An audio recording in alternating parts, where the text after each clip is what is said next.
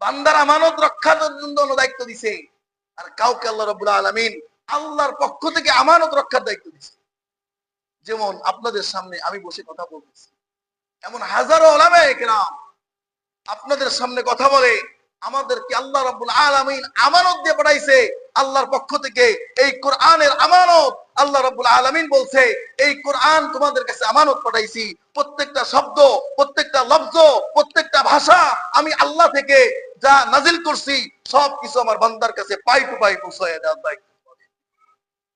প্রতিটা কথা, প্রতিটা শব্দ, প্রতিটা লফজ জাতির কাছে পৌঁছায় দেওয়ার আমানতদারিতা আমাদের।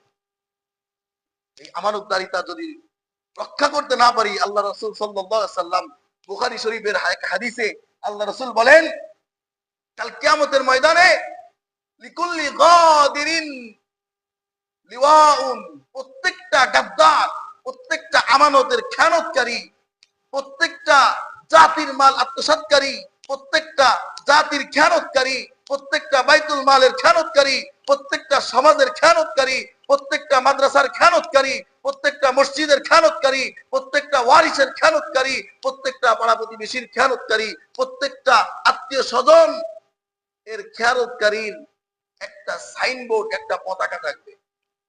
বুখারীর বর্ণনা 3186, 87, 85, 88 নম্বর একাধিক হাদিসে আসছে।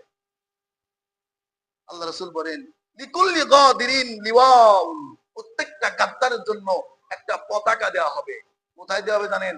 হাদিসের ভাষা বলে পিছনের রাস্তা দিয়ে পতাকার সুতোটা বেঁধে দেওয়া হবে এবং ইউরফাউ বিহা, এই পতাকাকে বড় বানানো হবে।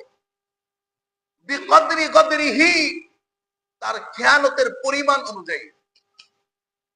অর্থাৎ কি পরিমাণ খেয়ানত করছ, জাতির মাল কি পরিমাণ আত্মসাৎ করছ, জনগণের মাল কি পরিমাণ আত্মসাৎ করছ, ওয়ারিসের মাল কি পরিমাণ বুঝায় না দিয়ে ভোগ করছ, এতিমের মাল তার কাছে বুঝায় না দিয়ে কি পরিমাণ ভোগ করছ।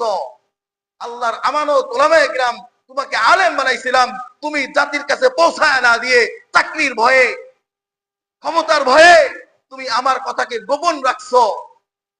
তোমার গাদ্দারি যত বড়, আজকের তোমার সাইনবোর্ডটা ওই পরিমাণ বড় করে দিব আমি আল্লাহ। ইয়ারাফু বিহান নাস, মানুষ তার দিকে ভৎসনার দৃষ্টিতে তাকাবে আর বলবে, এই যে সেই গাদ্দার,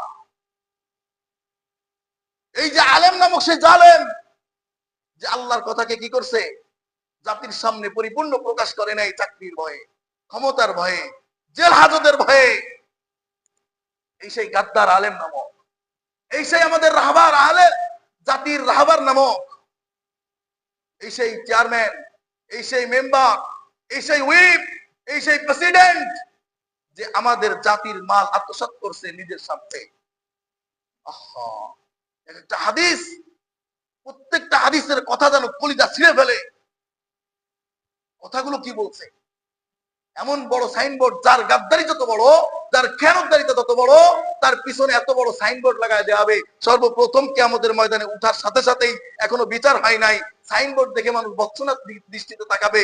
হাই, এরা দায়িত্ববান বানাইছিলাম, আমরা সমাজের দায়িত্ববান বানাইছিলাম, রাষ্ট্রের দায়িত্ব তার হাতে তুলে দিছিলাম, আজকে আমাদের সব মাল আত্মসাৎ করে আজকে এত বড় খেয়ানতদারি, এত বড় গাদ্দার। আজকে এর পতাকা দেখেই বোঝা যাচ্ছে, লেখা থাকবে হাযা গাদ্দারুন।